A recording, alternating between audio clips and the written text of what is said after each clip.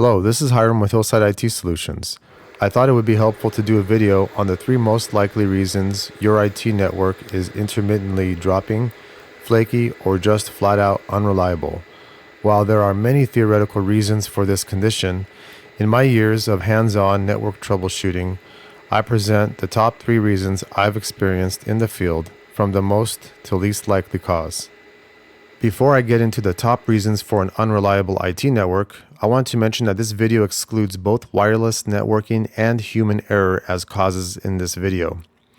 Certainly, these 2 possibilities do make a difference between a reliable or unreliable network, but I left them out because 1, we as the IT point of contact practically do not have control over who and on what channels users are broadcasting over the unlicensed 2.4 and 5 gigahertz bands, since hotspots are obviously freely accessible for anyone to bring and open to use. And 2, nor do we have much control over personnel other than ourselves. And what I mean by that is, say your service provider, your utility company, etc., they accidentally make a misconfiguration on a device, or say have a faulty piece of gear that fails on their end, which would then cause an outage.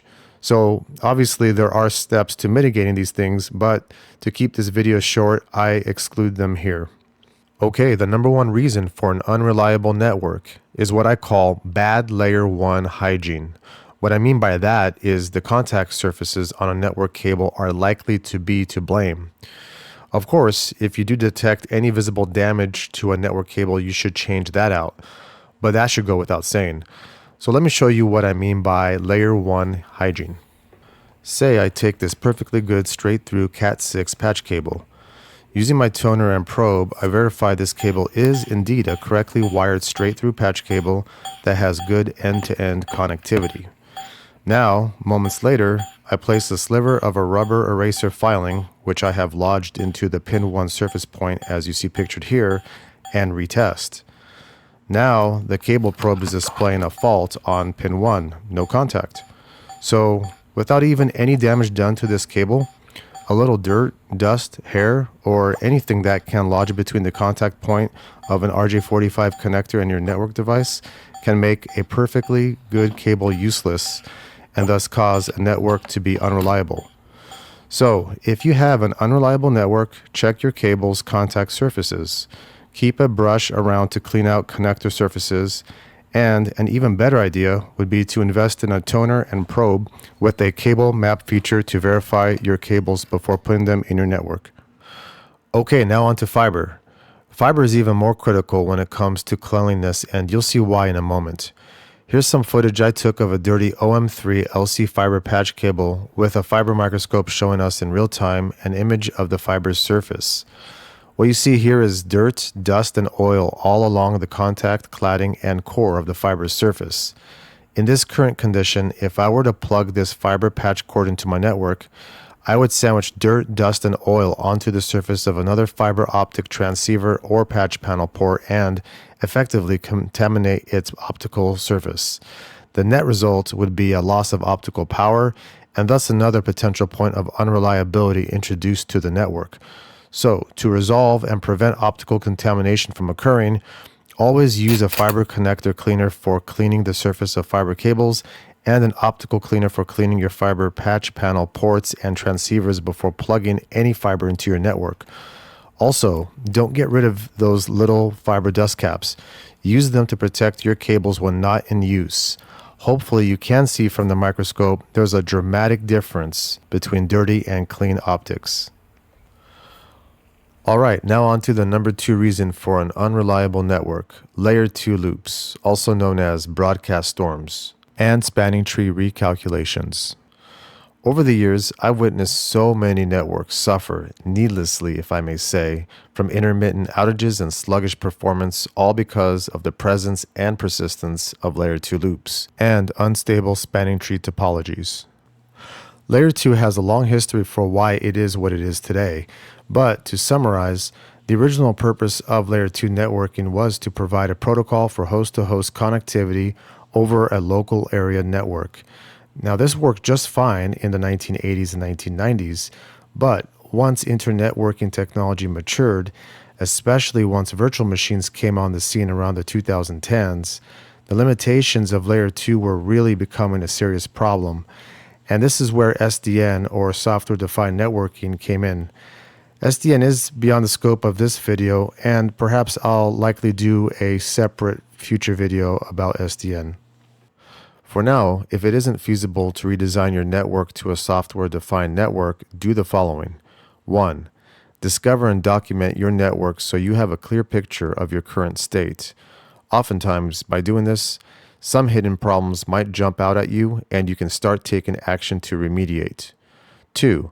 Follow good Layer 2 hygiene. What I mean by that is it is a good practice to enable rapid spanning tree protocol on all your switches, apply BPDU guard on your user switch ports, set user ports to be edge ports, implement root guard on your designated ports, set your primary root bridge priority to 0, and your secondary root bridge priority to the next highest value, which is 4096. And yes, these things will go far to stabilize your Layer 2 network infrastructure. And these things can also often become very technical. So if you feel like this is over your head, seek out a network professional to provide guidance on this, as it is possible to make things worse if you are not sure what you are doing. Okay, on to the third reason for an unreliable network: power. Yes, this should be an obvious one, but oftentimes IT staff aren't very knowledgeable about power and electrical loads, and usually leave this to a licensed electrical contractor to handle. But keep in mind, a licensed electrical contractor will usually follow what is being asked to be done of them according to code. So while they may do an excellent job of installing a circuit for you, if you don't understand just how much load your circuit can support before it trips, then what good is that doing for your network? So here are the rules of thumb for powering IT equipment that I follow.